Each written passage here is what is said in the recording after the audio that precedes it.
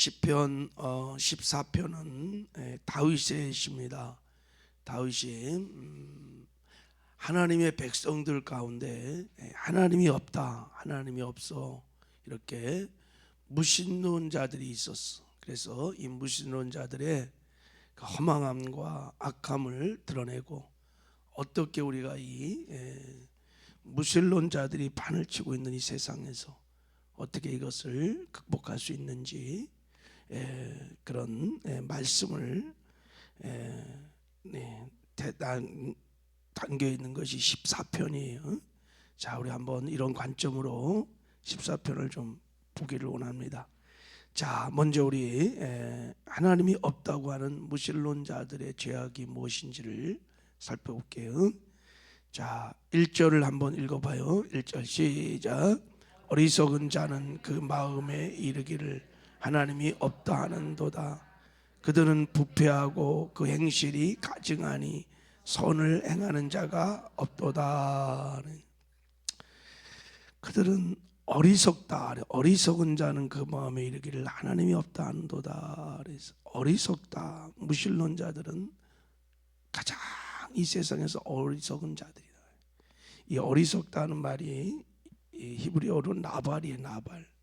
하나님의 존재를 인정하지 않고 무시하고 하나님의 자리에 자기가 딱 앉아갖고 자기가 옳고 그름을 따져 선악을 자기가 분별해.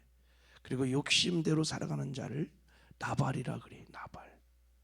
이게 어리석은 자예요. 어리석은.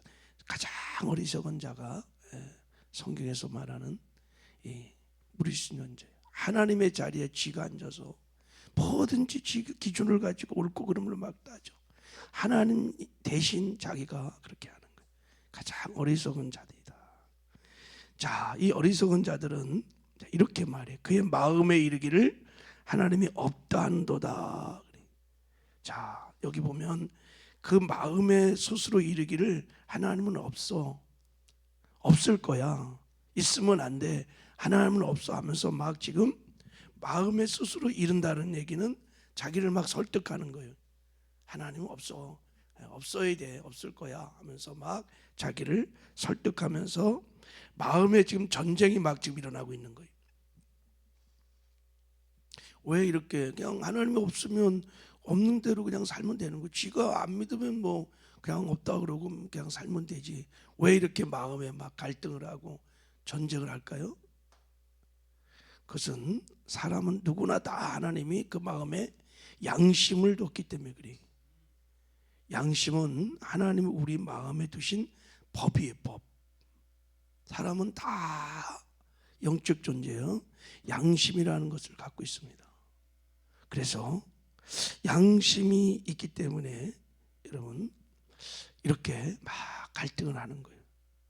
그래서 로마서 1장 20절에 보면 하나님의 능력과 신성이 그 만드신 만물에 분명히 보여 알게 되나니 저희가 핑계치 못할지니라.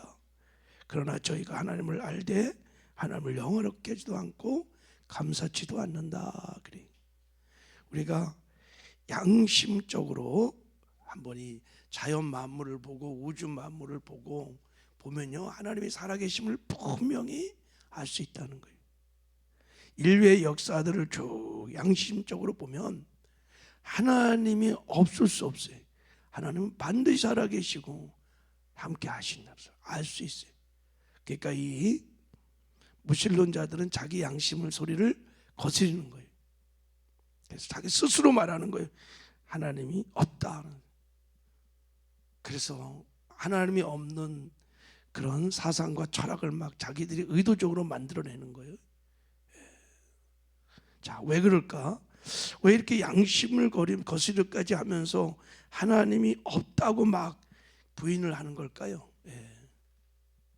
왜 전도에 보면 세상 사람들이 하나님은 없어, 하나님 있으면 보여줘 하면서 왜 그들이 이렇게 하나님을 부인할까요? 뭐 하나님이 있다고 그러면 뭐 문제가 돼? 왜 무신론자들이 생기는 거예요? 자, 그 이유를 이제 밝히고 있어요. 다시 한번 1절을 자 읽어봐요. 1절 다시 한번 시작. 어리석은 자는 그 마음에 이르기를 하나님이 없다 하는도다.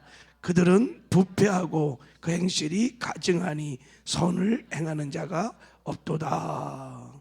그들은 부패했다 그래. 부패했다.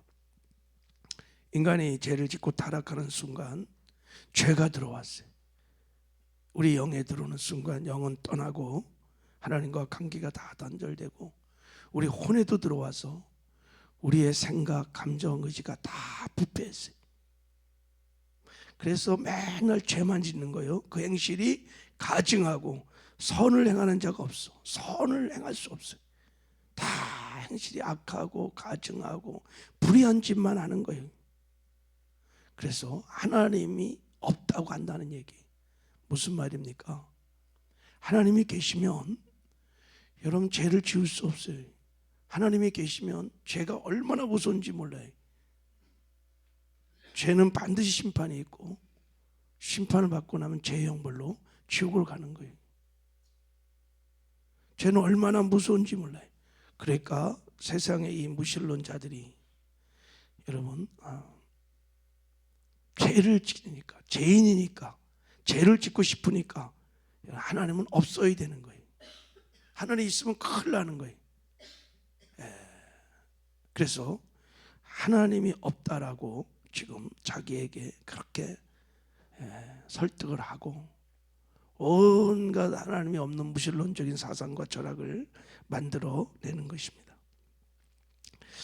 영국에서 뭐 회사에서 모든 전철 버스에다가 젊은이들을 위하여 이렇게 카피 광고를 했어요. 어떤 광고를 했냐면 그 버스마다 신은 없을 것이다.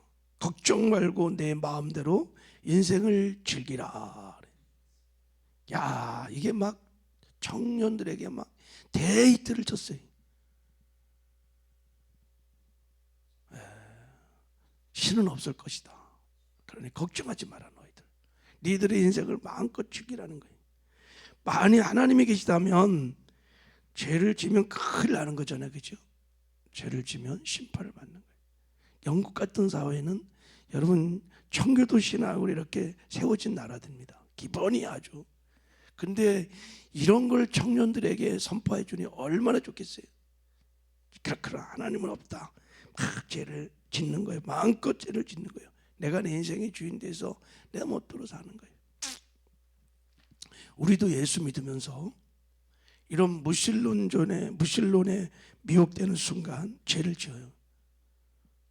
진짜 하나님이 살아계시고 정말 하나님이 나와 함께 한다 그러면 죄를 짓겠어요? 거짓말 하겠어요? 내가 하나님의 자리에 앉아서 막 비판하고 막 원망불평 하겠어요? 못해요. 하나님을 무시하고 하나님을 인정하지 않으니까 그렇게 죄를 짓는 거예요. 우리는 늘 하나님이 나와 함께 한다는 것을 늘 의식하고 하나님 앞에 살아야 될 줄 믿습니다. 코람데오라는 거예요. 그게 하나님의 면전 앞에서. 그래야 우리가 죄를 이기는 거룩한 삶을 살게 될 줄 믿습니다. 자, 또 이 무신론자들의 두 번째 특징이 2절에 나와 있어요. 자, 2절 3절도 다 무신론자들이 악한 자라는 걸 보여주고 있어요. 자, 2절 3절 읽어봐요. 시작. 여호와께서 하늘의 인생을 구워 살피사 지각이 있어 하나님을 찾는 자가 있는 자 보려 하신즉 다 치우쳐 함께 더러운 자가 되고 선을 행한 자가 없으니 하나도 없도다. 하나님 보시기에 온 세상을 봐도 다 더러운 자요 죄인이요 선을 행한 자가 없어요. 다 죄인이기 때문에. 그래서 하나님이 없다고 온 세상에 온통 다 그렇게 하는 거예요. 하나님은 없어. 자, 이제 4절 무신론자들의 두 번째 특징이 4절에 나왔네요. 자, 시작. 죄악을 행하는 자는 다 무지하냐. 그들은 떡 먹듯이 내 백성을 먹으면서 여호와를 부르지 아니하는도다. 그래서 하나님을 없다고 하는 무신론자들은 다 무지하다는 거예요. 마음도 부패했을 뿐만 아니라 무지해. 그래서 떡 먹듯이 내 백성을 먹으면서, 이게 무슨 말이에요? 예. 하나님의 사람들을 핍박한다는 거예요, 무신론자들이.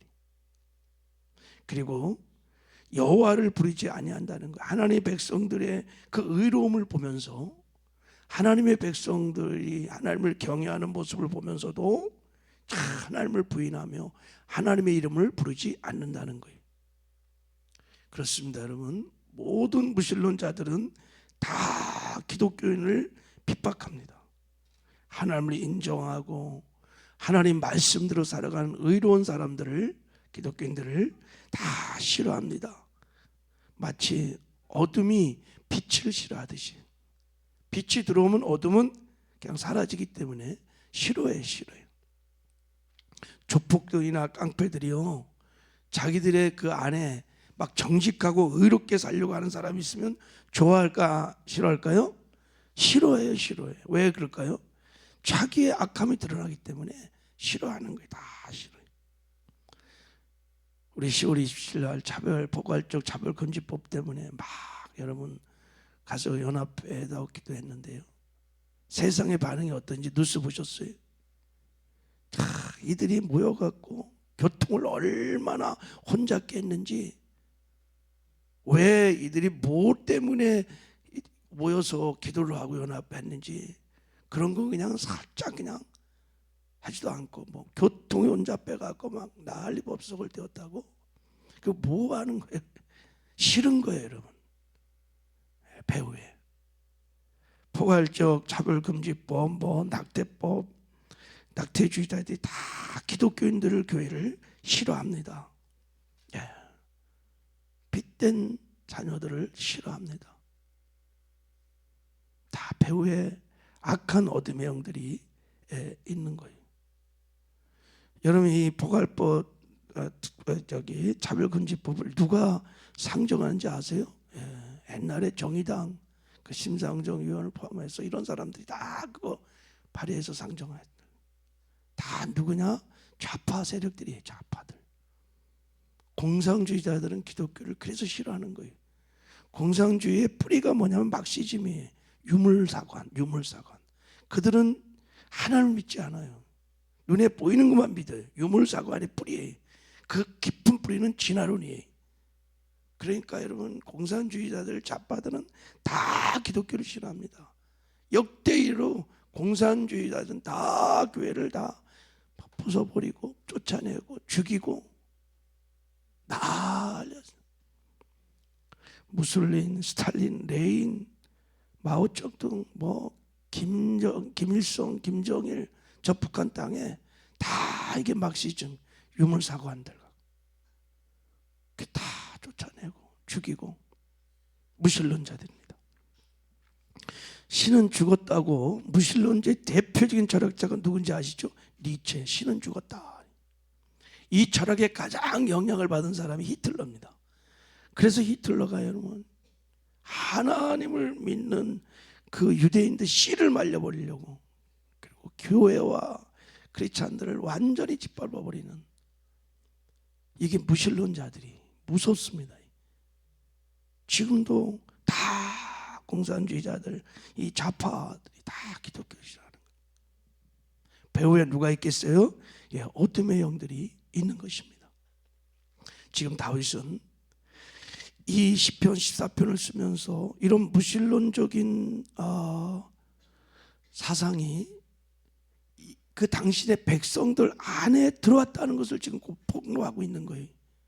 아니, 이게 세상에는 뭐 두말할 것도 없는데 지금 이스라엘 공동체 안에 이렇게 하나님을 믿는다고 하는 사람들이 이런 무신론적인 생각을 가지고 있다는 것을 지금 얘기하고 있는 거예요. 교회 안에도 여러분, 이런 무신론적인 사고를 가지고 신앙생활하는 사람들도 있을 수 있다는 걸 지금 얘기하는 거예요. 예수 믿어. 그리고 나는 교회도 다니고 나는 하나님을 믿어. 그리고 이런 설교하면 나는 상관이 없어, 이렇게 생각해요. 근데 실제 교회에서는 믿는 것 같아. 그러나 집에 가보면 하나님이 전혀 없는 사람처럼 행동한단 말이죠. 자녀에게 대하는 거나 아내에게 대하는 거나 직장 가면 분명히 예수를 믿는데 하나님이 저 없는 사람들 그의 말을 보거나 그의 행동을 보거나 하나님이 없어. 이걸 여러분 실천적 무신론자라 이렇게 말해. 뭐를 결정할 때 보면 하나님이 계신 것 같지 않아. 자기가 주인데 자기가 그냥 결정해버리고, 삶의 뚜껑을 열어보면 정말 하나님이 계시는 건가? 저가 정말 하나님을 믿는 사람인가? 할 정도로 가증하고 거짓말도 잘하고 비판도 잘하고 도무지 저의 말에 저의 행동에 하나님이 안 계셔. 이것을 다윗이 지금 고발하고 있는 거예요. 그러니 여러분 이 무신론이 지금 이게 창궐하고 있는 이 시대를 우리가 살아가고 있는데, 교회도 영향을 지금 받고 있는데, 어떻게 우리가 이것을 극복하고 이 무신론의 제약을 극복하며 우리가 살 수 있을까? 자, 우리 그 방법이, 자, 우리 5절을 읽어보겠습니다. 5절 시작. 그러나 거기서 그들을 두려워하고 두려워하였으니 하나님이 의인의 세대에 계심이로다. 여러분, 하나님이 의인의 세대에 함께 하십니다. 우리 믿어야 돼요. 지금은 하나님이 의인을 심령을 보좌 삼고 우리 안에 오셔서 우리와 함께 하시는 것을 믿으시기를 바랍니다. 내가 그리스도와 함께 십자가에 못 박혀 죽었나니 그런즉 이제 내가 산 것 아니요 내 안에 그리스도가 사시는 것이니라. 볼지어다 내가 세상 끝날까지 너희와 함께 하느니라. 예수님이 우리의 삶의 주인으로 우리 안에 오셔서 우리와 임마누엘 함께 하시는 것을 믿으시길 바랍니다. 그리고 그분을 늘 바라보고 그분 앞에서 그분을 의식하며 사셔야 돼요. 그러면 이 무신론의 제약을 넉넉하게 우리가 극복하게 될 줄 믿습니다. 그러려면 그 앞에 뭐라 그랬냐면 두려워하고 두려워해야 돼요. 하나님을 정말 두려워할 줄 알아야 돼요. 이걸 여러분 구약에서는 경외함이다 이렇게 말해. 야래 경외함이 있어야 돼요. 여러분 경외함이 무엇이냐면 창세기 22장에 보면 하나님이 아브라함을 테스트하십니다. 이삭을 낳고 이삭에 푹 빠져 사는 아브라함을 불러서 아브라함아 네 아들 네 사랑하는 독자 이삭을 번제로 드려라 그래. 번제가 뭐예요? 태워서 드리는 거예요. 내 앞에서 이삭을 없애라는 거예요, 하나님이. 그래서 아브라함이요 그 사랑하는 독자 이삭을 데리고 산에 올라가서요 진짜 탁 단을 쌓고 나무를 올리고 그를 결박해서 칼로 막 탁 내리치려고 할 때 하나님이 아브라함아 건드리지 마라. 아이에게 손대지 마라. 네가 독자까지 아끼지 않는 것을 보니 네가 나를 정말 경외하는 줄 알았노라. 이게 경외함이에요. 정말 두렵고 떨림으로 하나님을 섬기는 거예요. 경외함은 내 마음의 보좌에 하나님을 언제나 1번으로 주인으로 모시고 그 주님 늘 바라보면서 주님이 주시는 말씀을 따라 순종하며 사는 것을 경외함이라고 그러는 거예요. 그래야 우리가 여러분 늘 주님을 바라보고 의지하고 여러분 주님의 말씀대로 우리가 살아가게 될 줄 믿습니다. 그래서 주님과 동행하면 여러분 이 무신론이 판을 치고 있는 이 세상에서도 우리는 죄와 구별된 거룩한 삶 살 수 있습니다. 말씀을 지켜 행하는 의로운 삶도 살 수 있습니다. 이기는 승리의 삶을 살 수 있습니다. 다른 길이 없어요. 임마누엘을 믿으셔야 돼. 그리고 그분을 의지하고 믿음의 눈을 열어 그분을 바라보고 언제나 무슨 말을 하든지 무슨 행동을 하든지 그분의 면전 앞에서 그분을 의식하며 그렇게 사셔야 돼. 할렐루야. 그러면 이기는 삶을 살게 될 줄 믿습니다. 하나님 아버지 감사합니다.